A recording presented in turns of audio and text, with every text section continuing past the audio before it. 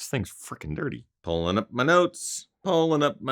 Today we're talking about a shoe some of you haven't seen from a brand that many of you haven't heard of. We need to change that. Atreyu is a small shoe brand out of Austin, Texas, specializing in small, direct-to-consumer batches of simple, budget-friendly running shoes that pack a huge punch. This is their new base trail model that takes what's worked in their super popular road models, throws some solid outsole grip underfoot, and crushes through anything and everything that I've thrown at it. The shoe is a simple design. It starts with a TPU mesh upper with built-in microfiber underlays for proper midfoot fit, a traditional lacing system atop a perforated foam tongue, all atop a decent stack of supercritical EVA midsole foam that provides a resilient and energetic bounce. The full rubber outsole features 3.5mm lug coverage that provide great grip and decent smoothness underfoot in case you need to string together some road segments as well. The shoe is light, bouncy, and solidly built. All of this for only $115 and free US shipping thrown in. The shoe is super exciting and unexpected, especially from a small shoe brand. I love a good underdog, and in a market saturated with big Titan brands, it's pretty awesome to see a little Rudy Rudiger push its way in to fight for contention, and it can really handle anything you throw at it. Let's talk more about the Atreyu Base Trail. Let's dive in.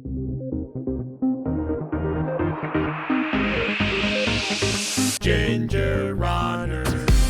What is up, everybody? Ethan Newberry, the Ginger Runner, here for another Ginger Runner review. Today, we're talking about a product from a brand that probably a lot of you just haven't heard of yet. If you have heard of them, you're going to really like this shoe that they're offering now. It's from the brand Atreyu. It is their base trail model. So they are getting into the trail running space, and this is it. They don't have a bunch of shoe models. They're a small company based out of Austin, Texas. I did mention them in my Gear of the Year video at the end of 2021, talking specifically about the Artist, which is back there on the shelf, the white shoe. It's a carbon-plated shoe, lots of foam, $100 price point. So I was really excited when they reached out and was like, hey, we've got a trail shoe coming soon. Would you like to review it? Here it is. I have over 100 miles in this shoe now. I've really put it through the paces because this is still a semi-prototype. There are still a couple of things that might change in the final version. The way that Atreyu works is different than pretty much any other shoe brand that you might be familiar with. They do pre-order. So right now, they just opened the pre-order for this shoe. You can order it and it will be delivered once it's manufactured. That's how they do what they do, keep the price down and deliver really solidly built shoes. Over the last few years, they've amassed a really dedicated, passionate fan base, and I think a lot of them are excited about the trail model. I was excited about the trail model. We have so much to cover in today's review of the Atreyu Base Trail. But before we get too far into this review, two things up top. One, we have a vert challenge. It's a virtual vert base challenge happening mid-April. Try to accumulate as many feet of vertical gain as you can in one run. We're going to be sending out really cool vert coins that are handmade. It's a super fun challenge. We did it last year. We would love for you to join us this year. Registration in the link below. Second, the FTC requires that I let you know that this shoe was provided for review by Atreyu. I'm under no obligation to say anything positive or negative about the shoe. I'm not financially compensated in any way for anything that I say in this review. All opinions are my own. You are the first to see this video. No one has to approve it or anything like that. So with all that said, let's dive in. We're going to talk about the things that I like and dislike about the Atreyu Base Trail, starting as always with the things that I like. The midsole. This is what I think makes this shoe super exciting. For $115, you're able to get a midsole that is one, durable, and two, super comfy and cush underfoot. It is a supercritical EVA midsole material. It's a nice, soft, bouncy ride. I'm getting tons of joy out of it. And for those technical days where you're, going over really technical terrain, rocky terrain, it provides you with enough cushioning and protection underfoot to make that run enjoyable. I was worried it would be too low or just too soft and give you just too much underground feel for the longer efforts. Happy to report that is not the case. It is squishy and comfy and bouncy, and the energy return is fantastic. I love the midsole that they're using. Durability. At $115 for a pre-order of a shoe from a small brand, you would expect the durability to not be great. There are trail shoes out there that cost twice as much, 4 times as much as this shoe. Yeah, they exist. That may not provide as much durability as this has thus far. So again, I mentioned just over 100 miles of training in this shoe, all sorts of terrain and conditions. And so far, it's holding up great. And again, this is sort of a prototype model, so there are going to be pieces of it that want to come apart prematurely or glue that wants to come separated. But man, it's holding up way better than I expected, especially for a prototype. And if this is any indication of what you're going to get with the actual delivery of the shoes, you're in for a treat. It's super durable, and I'm loving it. Simplicity. So I do have to recognize that this shoe comes from a very small company, small brand. It is a handful of people. I mean, literally working out of their living rooms and garages and warehouses and stuff to deliver these products to their consumers. I don't think that's a bad thing here. I think they've designed a shoe that does what it needs to do, which is deliver a comfortable, enjoyable experience underfoot on terrain and trails of all types. A simple upper with a microfiber underlay to provide you with some midfoot stability and structure, as well as some toe box protection, that midsole, and then an outsole. Atreyu's not trying to do too much, pack too much into a small package. It's better to do less and do it right than too much and do it wrong. Here, they do less and they do it really right. And finally, price. I don't know how Atreyu's doing it, but they keep their direct-to-consumer prices super low for what you get. The Artist, which is their carbon-plated max foam shoe, is around $100. This is $115. I honestly just don't know how they're doing it, because I feel like what I got out of the box is worth more than that, but they are a company that wants to get good shoes in the hands of as many people as possible at a price point that is accessible.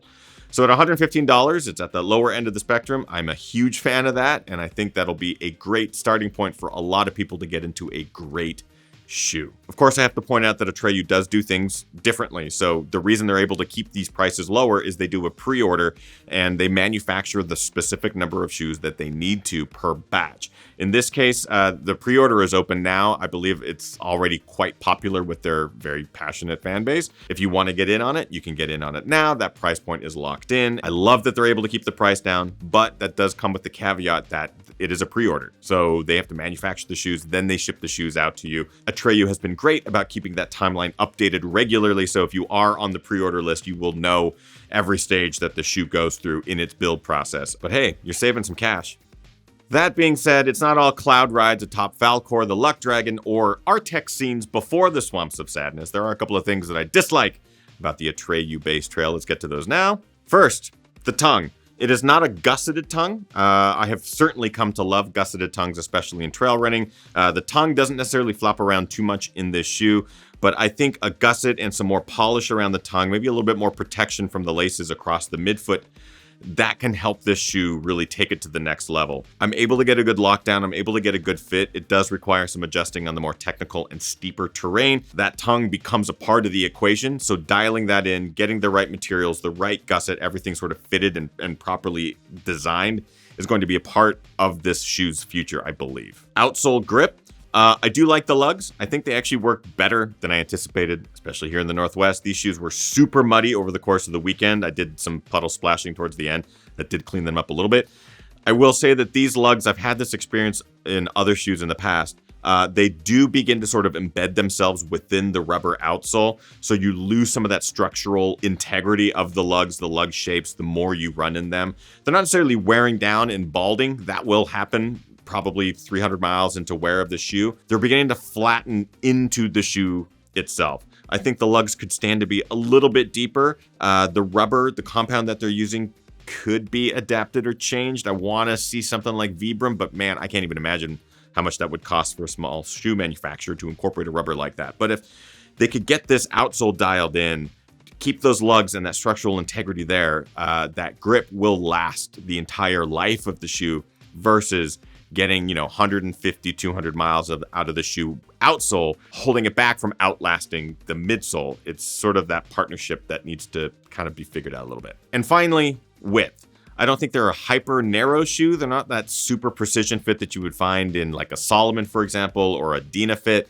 They do have a wider base, which is nice, a bit more stability. The problem sort of happening through the toe box as it comes to a point. It's very traditional, feels a lot like their road shoes. So while not super problematic, it just would be nice to have a bit more room for things to breathe while continuing to have a solid lockdown through the midfoot. We're damn close on this shoe. I do think those with wider feet will certainly find themselves struggling. But that is it for dislikes. So I do like to get more specific in my reviews in our breakdown, where we talk about 5 different criteria: build quality, comfort, fit, price, and looks, starting with build quality. So I do think that the shoe is built better than expected. It's holding up quite well. I think the materials they're using are smart for trail shoes. I think this mesh upper, while not necessarily accommodating or stretchy, does provide you with the protection that you need. Everything is holding up surprisingly well. Comfort, The midsole is great. I really like it here. I think the shoe has been extremely comfortable for me. A little bit of bounce, that energy return. I feel fast when I need to feel fast, and I also feel like I can just run and run and run in that shoe. And I think being able to adapt to both road, gravel surfaces, and trail of all types really helps this shoe shine as far as what is comfortable in the shoe. Fit. You get a good lockdown through the midfoot. I think that the toe box, just needs a little bit of shaping and resizing. The ankle collar has a bit of Achilles rub, but not a lot. I do believe that is something that they are adjusting in the final version. Overall, the fit of the shoe is better than what I would expect out of a $115 shoe, where you get a lot of variation in what shoe you get and what your foot needs to fit. Like, none of that makes sense. It fits fine. Price at $115, you can't beat it. There's just not a lot of trail shoe out there being offered for less than that. There's a lot of trail shoes being offered for way more than that. It's good. And looks. So this is where I'll be a little bit more critical as well. I don't necessarily like the looks of the shoe. I do know that Atreyu kind of sticks to the primary colors, yellow, red, and blue.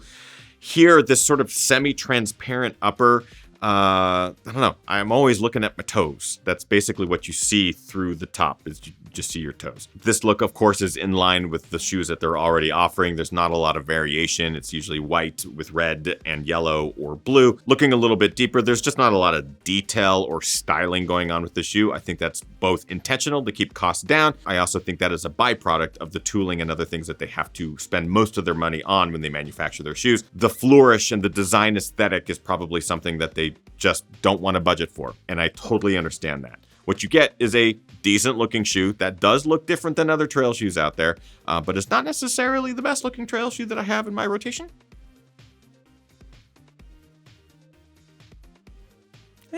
Bringing us to our conclusion. The Atreyu Base Trail is an awesome shoe.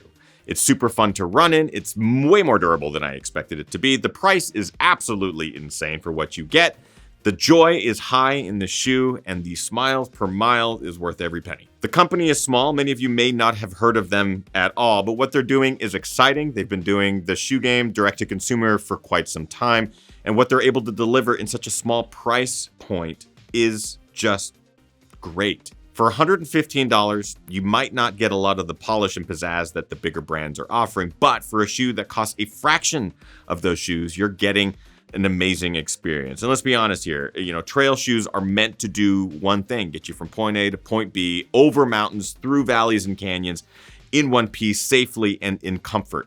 That is what this shoe does. So it meets all of those expectations and exceeds them. Nice job, Atreyu. I'm excited to see what else you have up your sleeves. Bringing us to our final criteria: is the Atreyu Base Trail a buy, try, or a why? At this point, you probably already know. It's a buy. It is a direct-to-consumer model. I already mentioned it. There are going to be some caveats to that as far as when you get your shoes, how you pre-order, all that good stuff. I have a link in the description. I'll take you to their website. It is not an affiliate link by any means. It is just a link to their site.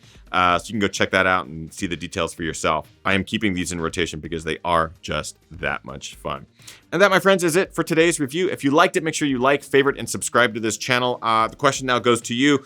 Have you run in any Atreyu models? The Artist, for example, their carbon-plated $100 shoe option. I do like that one. There will be a review coming eventually for that. Further note, I think that there's more to be discussed here in regards to smaller shoe brands that are manufacturing their product literally out of their living rooms and garages and delivering good product. The conversation is also going to be around Speedland, who's doing something very similar, but at a completely different price point. Many of you have noticed that this shoe has been on my shoe wall here for a couple of weeks. I've had this one for months and months and months. But these are two very different products at very different price points from very different manufacturers with a common goal of delivering the best trail shoe they can. So I will be doing a separate video that kind of compares these two shoes, the benefits, the pros, the cons, all that stuff, how my experiences in both of them has been. I just wanted to dedicate today's review specifically to this particular shoe. So keep your eyes open for that. That should be a fun one. Subscribe to this channel. Click that notification bell to be notified anytime a new review, film, live show, any of that kind of pops up. We are doing daily live shows. If you would like to join our daily live shows, head on over to patreon.com/thegingerrunner. All tiers get access to some fun perks. The daily live show is our $5 plus perk. If you want to get some of that amazing merch, that is available to our GR crew right now. It will be available to the public here very, very soon. I'll do a separate video for that. But we have like long sleeve shirts, hoodies, beanies, little enamel pins with Gus on it. Lots of fun stuff happening here soon. But that's it. Thanks all. We hope you have a great rest of your day, whatever day that might be. Hope you're getting out there and training hard, racing harder, and partying the hardest. I know I am. We'll see you guys next week for more fun. Bye-bye.